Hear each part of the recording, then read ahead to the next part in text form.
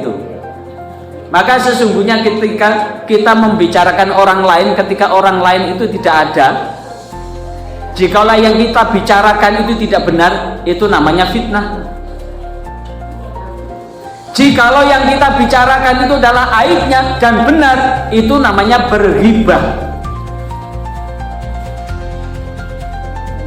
Jadi orang ngerasani berarti membicarakan orang lain, jikalau itu tidak benar, namanya menebar fitnah.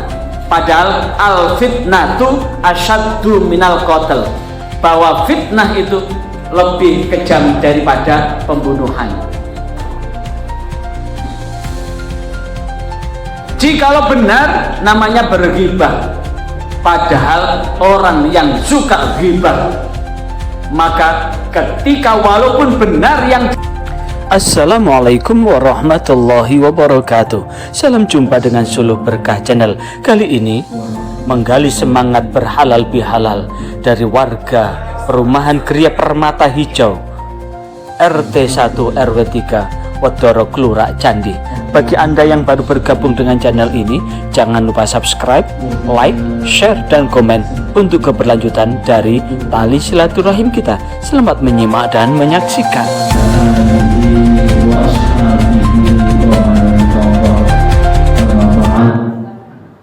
Hadratal muhtaramin wal muhtaramat wal mukarramin wal mukarramat, sesepuh bini sepuh dari RT Binten, dari RT 01 RW 3 yang ada di desa Wedoro Klurak, yang masuk di wilayah perumahan Gria Permata Hijau, wilayah perkotaan yang ada di Kecamatan Candi. Yang saya hormati Bapak RT 1 Bapak Sugiharto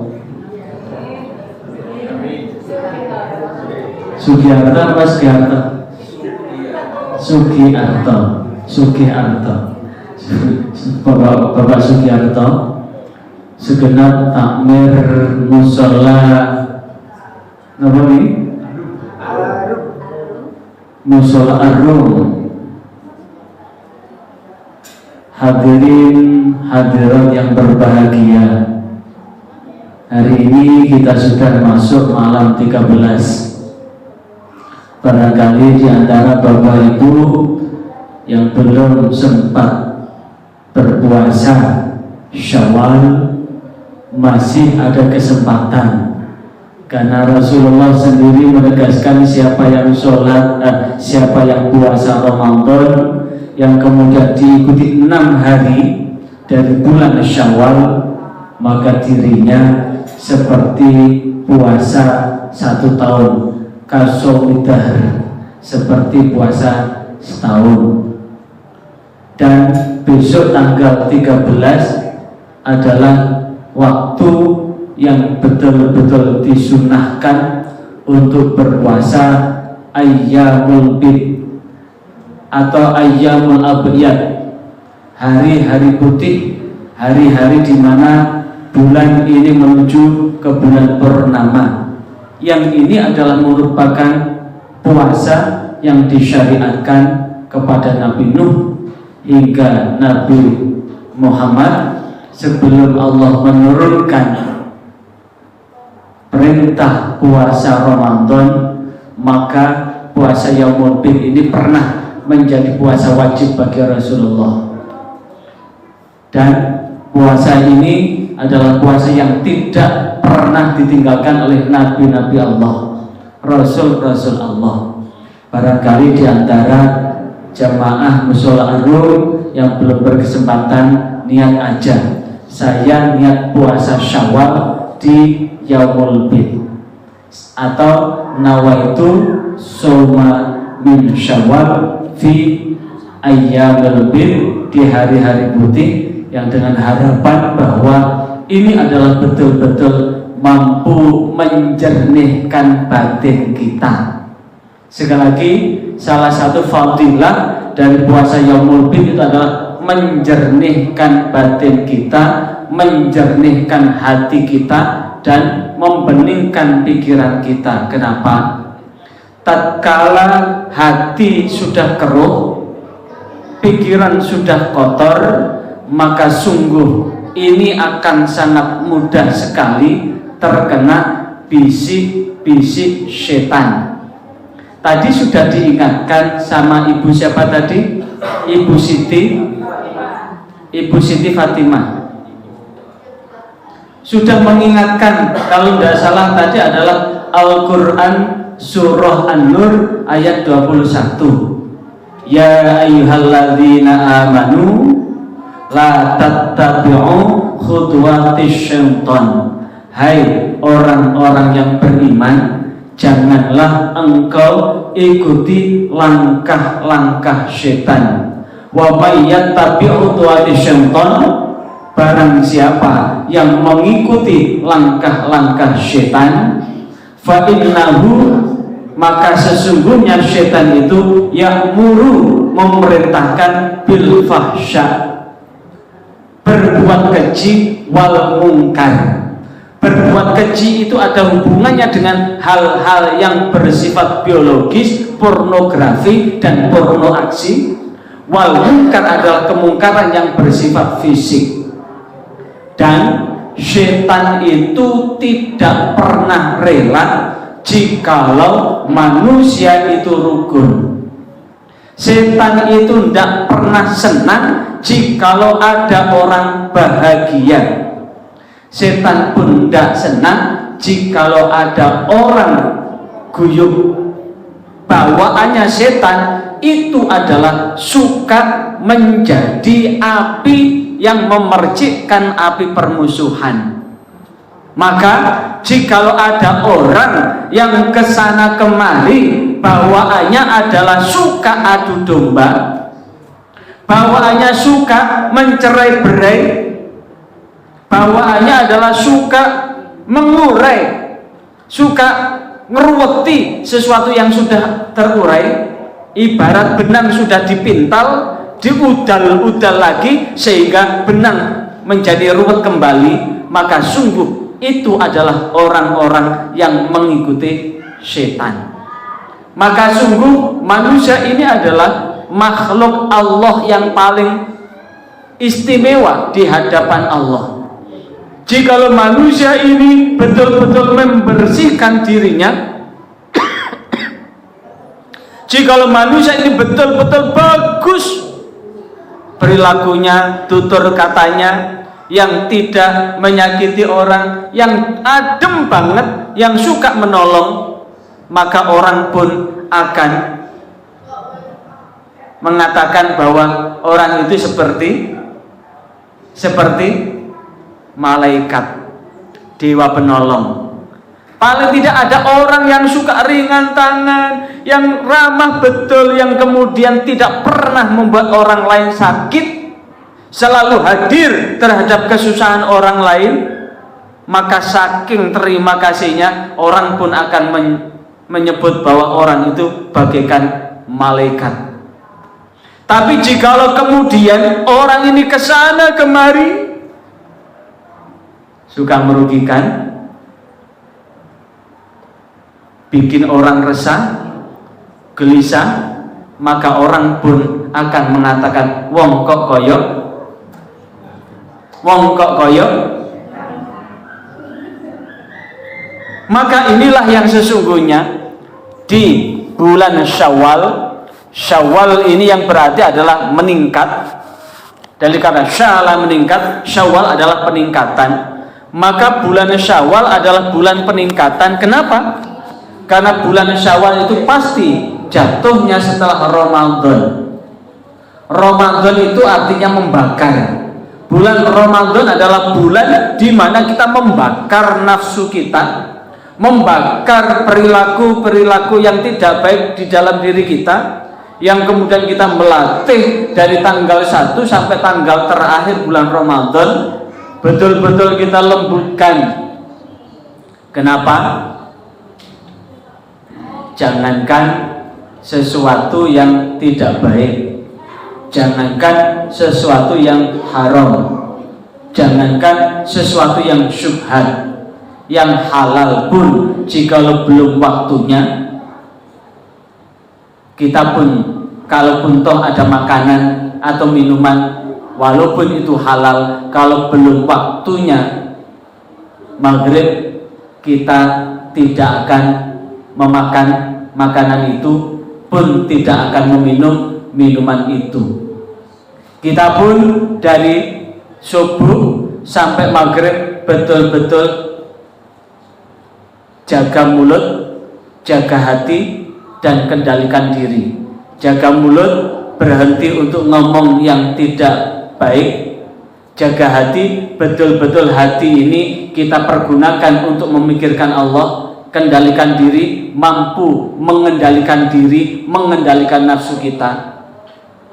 Maka tentu apa yang kita lakukan ini adalah rangkap yang sangat penting dalam rangka bertakarub kepada Allah. Inilah yang kemudian jikalau di tanggal 1 sampai tanggal terakhir betul-betul ini kita pergunakan untuk takarub kepada Allah, hati dan pikiran kita hanya semata-mata mengharap ridha Allah, maka janji Rasulullah, man shoma ramadhana imanan wahtisaban ghufira lahu ma taqaddama min dzambi. Man shoma, barang siapa yang siam, imanan dengan iman, wahtisaban dan dengan mengharap ridha Allah. Kata kuncinya iman dan ihtisaban. Apa itu shoma? Shoma adalah al-imsaku an kulli muftirat, menahan diri dari segala hal yang merusak amal ibadah yang kita niatkan. Amal ibadah yang kita niatkan apa? Menahan diri. Amal ibadah apa? Puasa Ramadan. Dan kita betul-betul percaya bahwa apapun yang dijanjikan oleh Allah dan Rasulnya benar adanya, sehingga muncul ihtisaban, mengharap ridha Allah. Maka inilah yang kemudian Allah akan mengampuni dosa kita.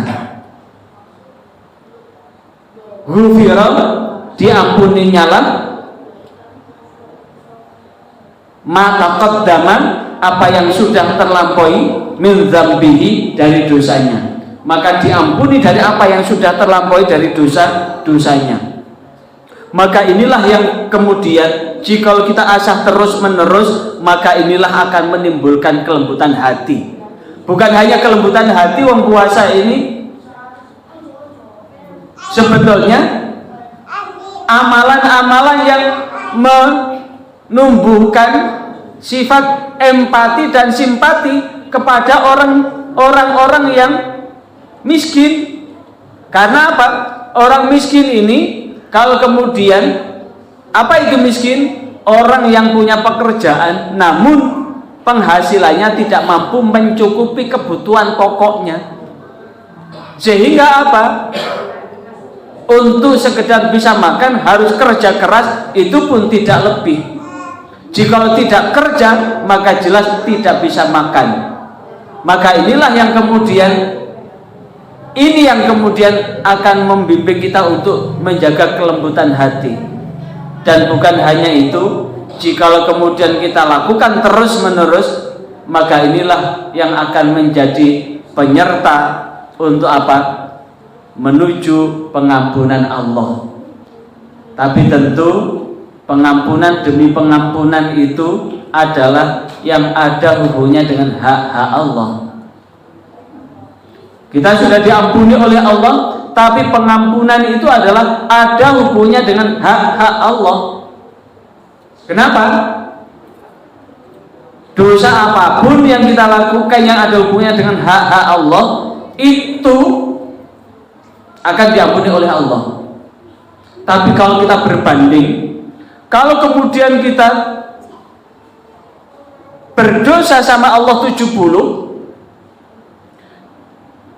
yang kemudian berdosa dengan sesama manusia hanya 1 kali, kita berdosa kepada Allah 70 kali dosa, dibandingkan dengan kita berdosa kepada satu orang 1 kali aja, maka sungguh lebih besar resikonya jika kita berdosa kepada sesama manusia.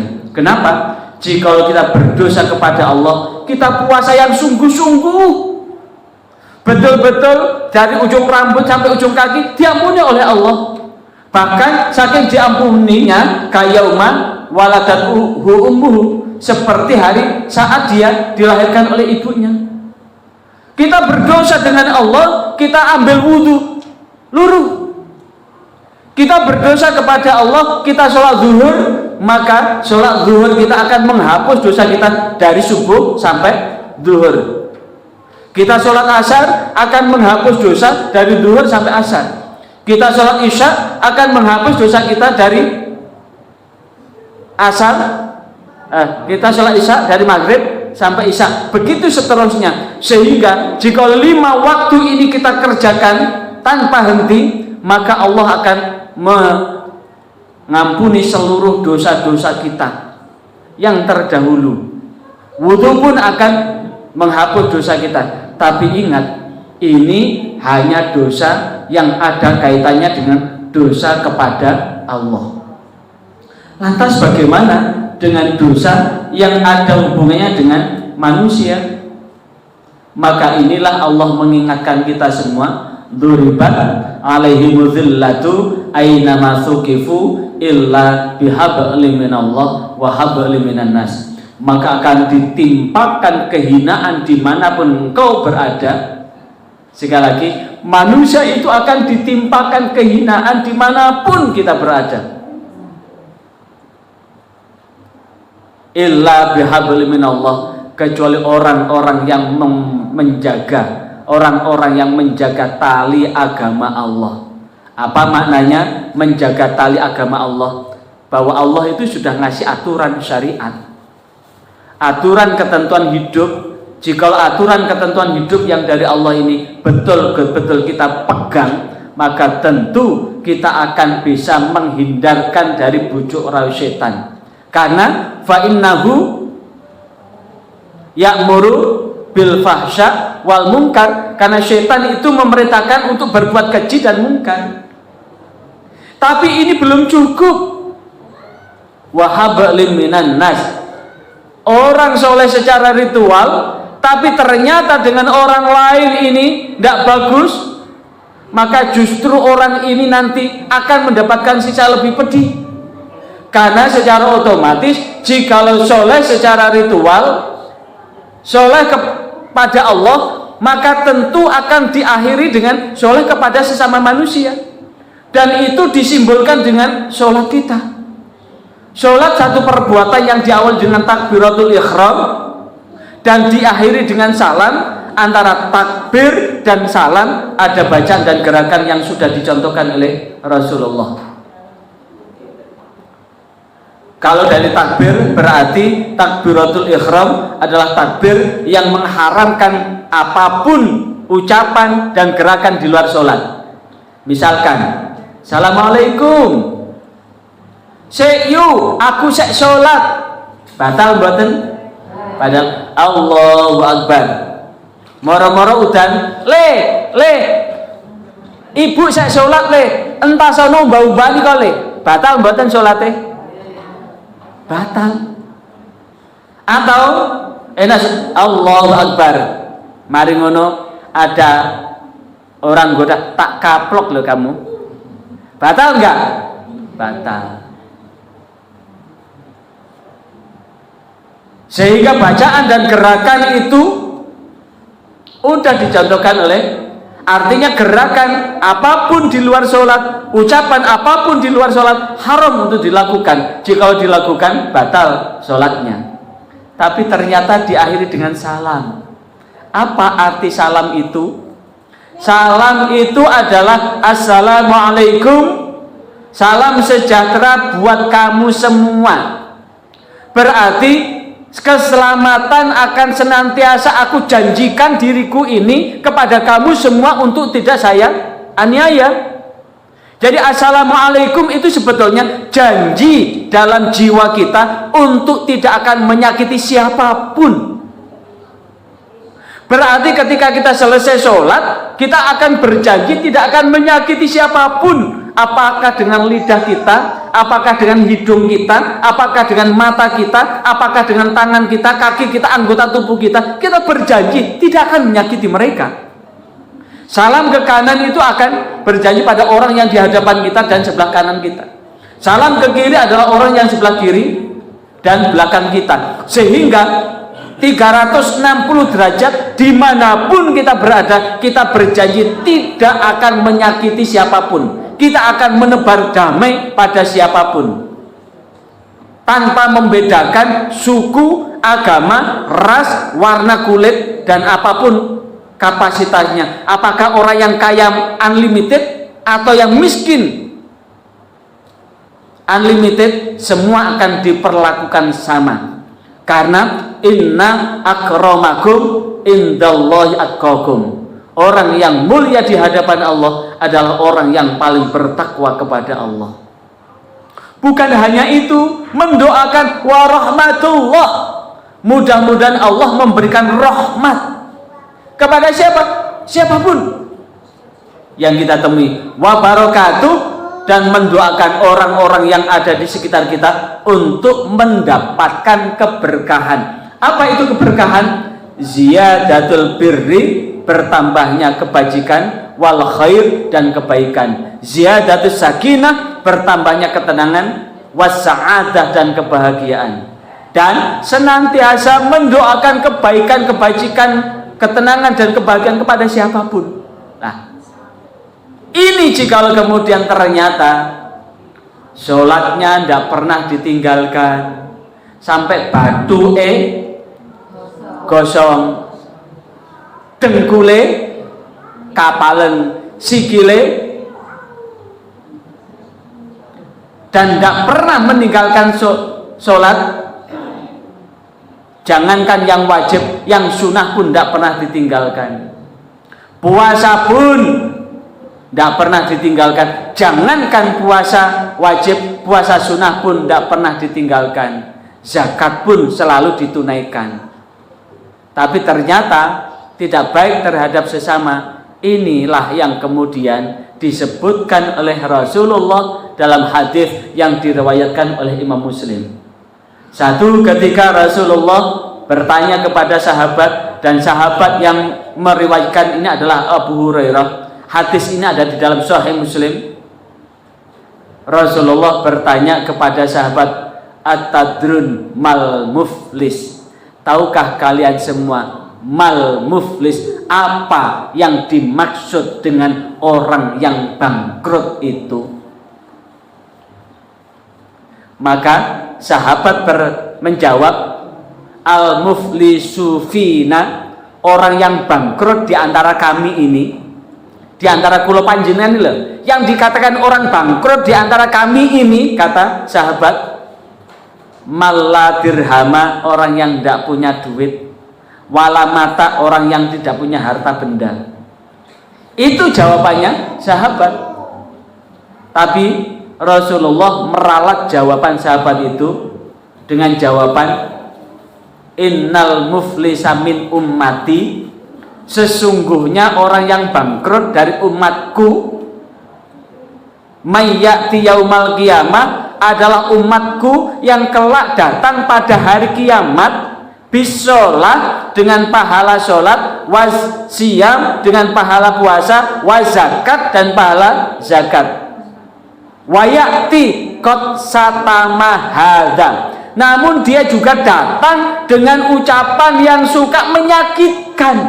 Lek ngomong seneng gatelno ati medesno kuping. Mlaku rono rene senengane berghibah, mencaci, memaki. Lah, inilah yang kemudian apa lagi? Wa qadhafa hadza, suka menuduh. Apa itu menuduh? Belum tahu informasi yang benar, moro-moro suka menjustifikasi, menyimpulkan orang ini akan menjadi ruwet. Sekali lagi, dalam kehidupan masyarakat menjadi ruwet itu ketika ada orang yang sok tahu dan tidak mau tahu. Apa yang dikatakan dengan sok tahu? Tidak tahu, tapi kayak tahu. Sehingga dia sebetulnya tidak tahu informasi yang sesungguhnya. Begitu dia melihat sesuatu sudah disimpulkan dan diingatkan, dia tidak mau tahu. Maka inilah yang sesungguhnya menjadi orang yang ruwet itu. Maka sesungguhnya ketika kita membicarakan orang lain, ketika orang lain itu tidak ada, jikalau yang kita bicarakan itu tidak benar, itu namanya fitnah. Jikalau yang kita bicarakan itu adalah aibnya dan benar, itu namanya berghibah. Jadi orang rasani berarti membicarakan orang lain, jikalau itu tidak benar, namanya menebar fitnah. Padahal al fitnatu asyaddu minal qatl, bahwa fitnah itu lebih kejam daripada pembunuhan. Jikalau benar, namanya berghibah. Padahal orang yang suka ghibah, maka ketika walaupun benar yang dibicarakan itu aibnya, maka sungguh ketika dia berbuat zina kemudian dirasani ngalor ngidul, maka dosanya zina itu akan diambil oleh orang yang berghibah itu. Wa qadzafa hadza. Kemudian wa akala mala hadza, makan harta demikian. Apa harta demikian? Harta yang diperoleh dengan jalan yang tidak baik. Wa safaka dama hadza, apa itu safaka dama hadza? Suka menumpahkan darah yang tidak hak. Wa dzaraba hadza, apa itu? Wa dzaraba hadza, suka menyakiti, memukul secara verbal. Dan orang-orang yang disakiti itu pada hari kiamat datang kepada Allah. Setelah datang kepada Allah, maka Allah mengambil dari pahala sholatnya, pahala puasanya, pahala zakatnya. Dan ketika kebaikan ibadahnya itu habis, ukhidha ma khotoyahu, maka ini akan diletakkan sebagai dosanya, dan akhirnya dosa ini menumpuk.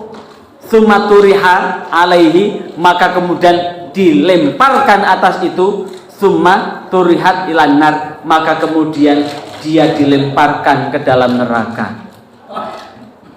Ini menunjukkan bahwa kita hidup di dunia ini adalah sebagai makhluk individu yang sekaligus sebagai makhluk sosial.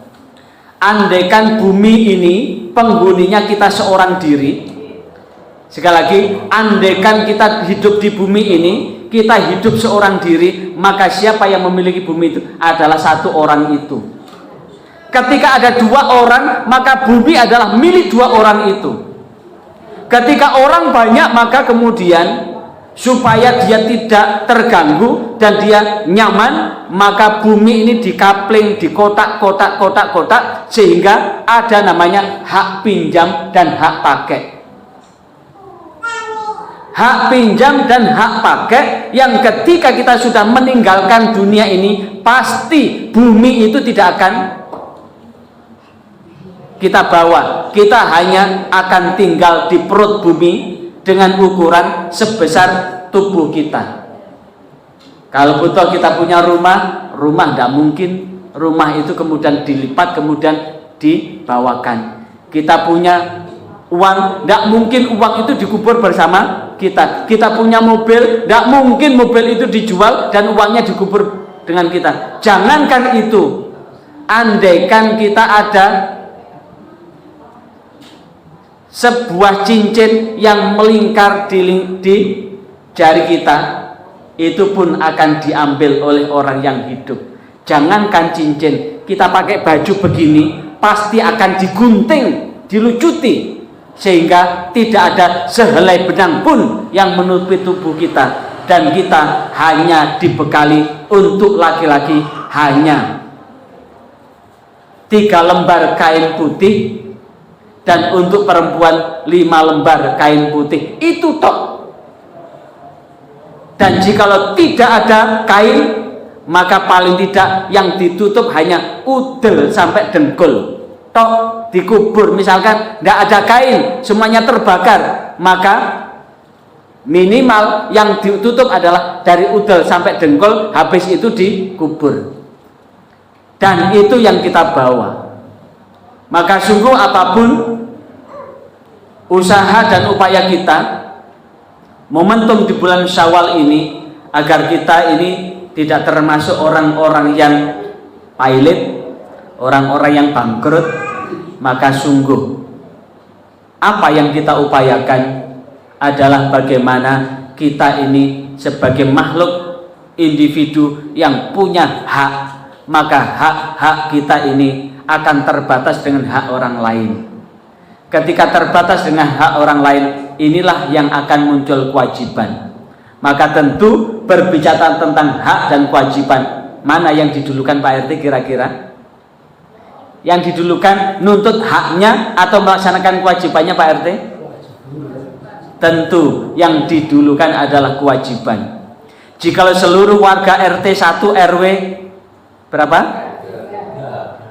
RT 1 RW 3 ini seluruhnya melaksanakan kewajibannya sebagai warga RT yang baik, yang santun, ramah, suka menolong, guyup, rukun satu dengan yang lain, maka tentu RT 1 RW 3 ini adalah bagikan kepingan surga yang Allah turunkan di RT 1 ini.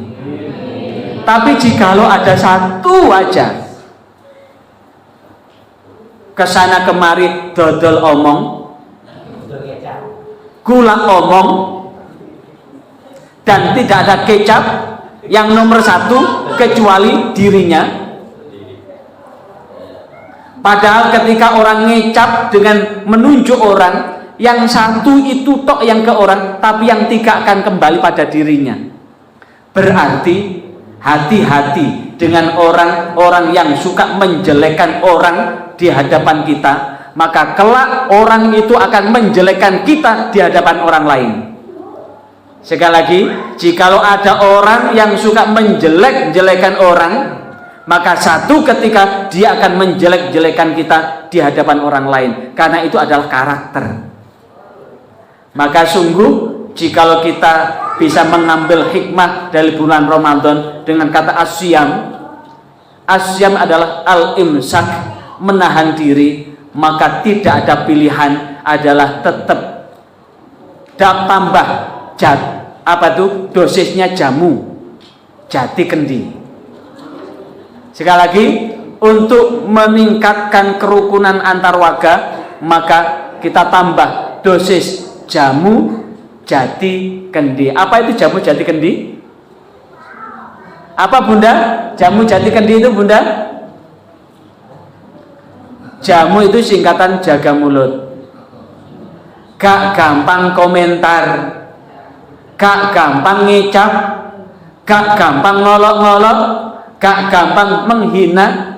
Wong urip iku ya sakmono ae. Urip iku sawang sinawang, kadang-kadang wong nyawang awak-awak gini kok enak. Durung karuan nalikane wong nyawang awak, wong nyawang orang memandang diri kita. Sekali lagi, orang memandang diri kita, kadang-kadang orang memandang diri kita enak ya, tapi belum tentu orang yang kita nilai bahwa orang itu enak merasa enak.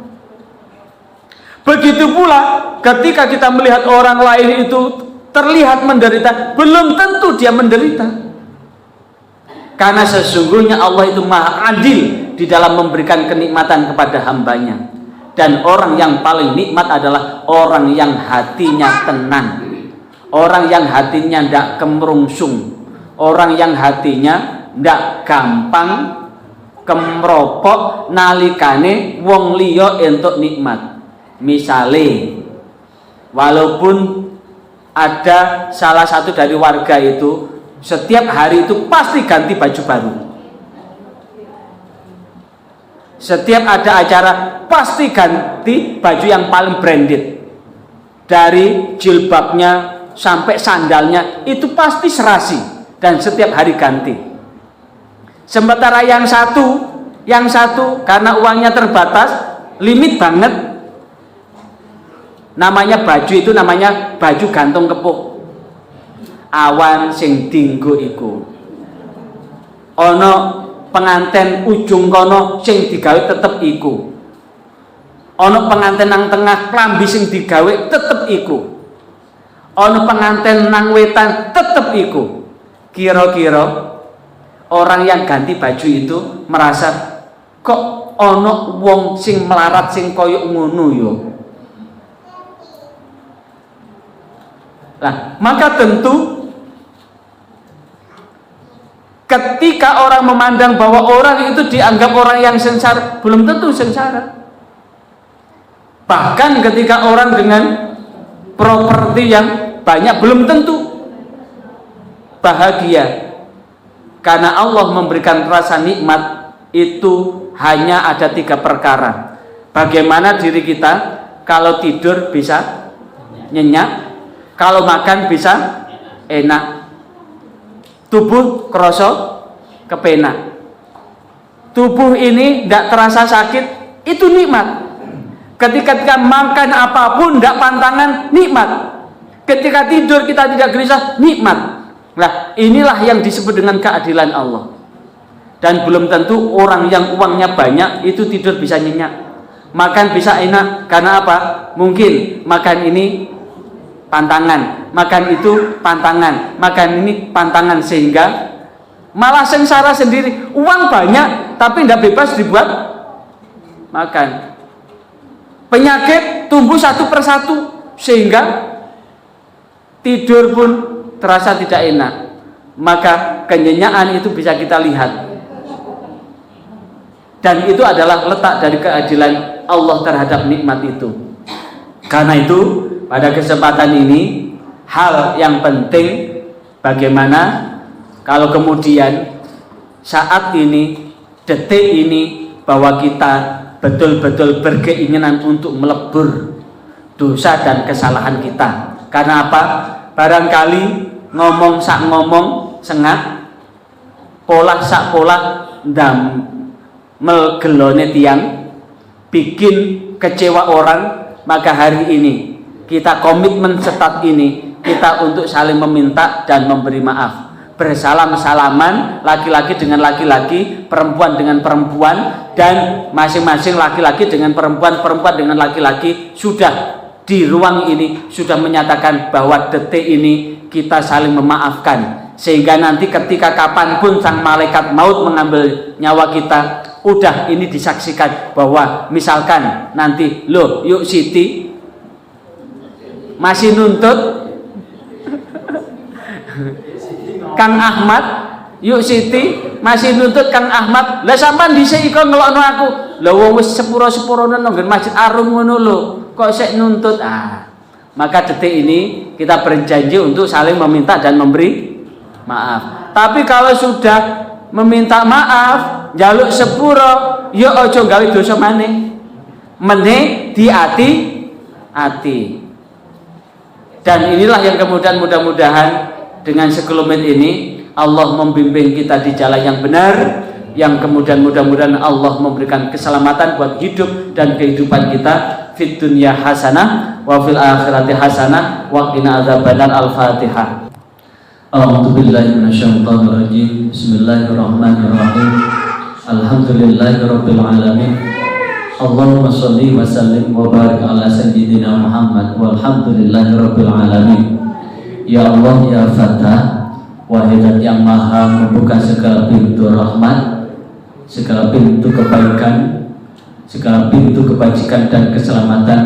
Ya Ghafar, lagi Maha Pengampun. Kami sadar ya Allah, yang duduk di musola Ar-Rum ini bukanlah malaikat yang bebas melakukan perbuatan dosa, tapi kami pun bukan iblis yang Engkau ancam dengan neraka.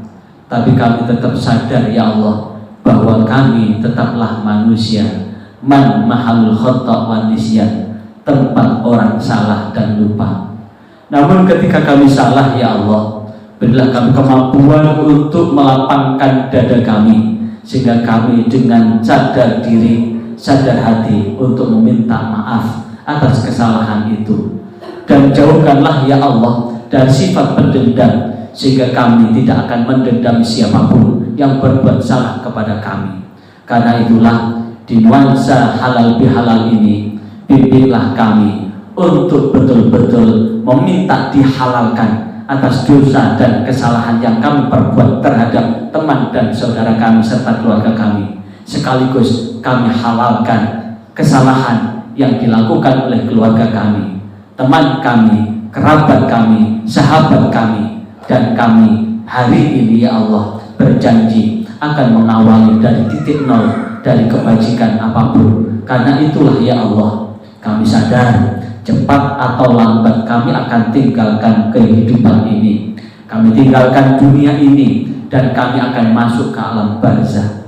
Maka di saat itu ya Allah, jangan Engkau biarkan kami berada di tempat ini sebelum kami berdiri dengan dosa kecuali Engkau ampuni, dengan kekhilafan kecuali Engkau arahkan langkah kami ke jalan yang benar, dengan kedukaan kecuali Engkau bahagiakan, dengan aib kecuali Engkau tutupi, dengan kekurangan kecuali Engkau lebihkan, dengan himpitan hutang ya Allah kecuali Engkau beri kemampuan untuk mampu melunasi hutang-hutang kami, dengan hajat dan keinginan kami kecuali Engkau bimbing kami untuk mampu berjuang, memperjuangkan apa yang telah kami cita-citakan. Ya Allah, berilah kami semua ya Allah kehidupan yang husnul khotimah, anugerahkan rizki pada kami berupa taubat sebelum ajal menjemput, dan berilah kami ya Allah ketetapan hati untuk tetap memegang Islam sebagai agama kami, dan bimbinglah kami untuk betul-betul baik budi pekerti kami, tutur bahasa kami, tingkah laku kami, sehingga kehadiran kami betul-betul membawa manfaat dan barokah buat lingkungan kehidupan kami. Dan di saat itulah ya Allah, bantulah kami ketika kami berada di alam barzah, lapangkanlah alam barzah kami, dan bimbinglah kami untuk tetap menjadi hamba-Mu yang pandai bersyukur atas nikmat yang telah Engkau beri. Allahumma sahil umurana wa hassil maqasidana wa ballighna ilaika ya Allah. Rabbana atina fid dunya hasanah wa fil akhirati hasanah wa qina adzabannar. Subhana rabbika rabbil izzati amma yasifun wa salamun alal mursalin walhamdulillahi rabbil alamin. Kiranya ini yang dapat saya sampaikan. Terima kasih atas segala perhatiannya. Mohon maaf atas segala kekhilafan. Wal-afu minkum. Wassalamualaikum warahmatullahi wabarakatuh. Diucapkan terima kasih atas atensi Anda setia mengikuti channel ini. Sebelum meninggalkan channel ini, jangan lupa subscribe, like, share, komen untuk keberlanjutan dari tali silaturahim kita. Sampai jumpa kembali. Wassalamualaikum warahmatullahi wabarakatuh.